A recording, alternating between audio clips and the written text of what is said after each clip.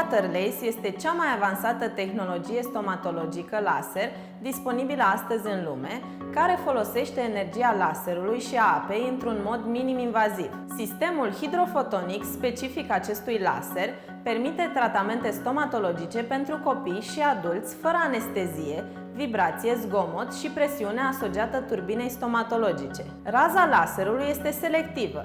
Ea îndepărtează preponderent țesuturile afectate, lăsând intacte zonele de smalt sănătos. De asemenea, raza laser nu poate leza accidental țesuturile moi din jur, gingie, buze, obraj sau limbă, ceea ce adaugă un plus de siguranță manoperei. Care sunt motivele pentru care ar trebui să alegi tratamentul carilor cu ajutorul laserului? Sensibilitatea și durerea sunt aproape inexistente.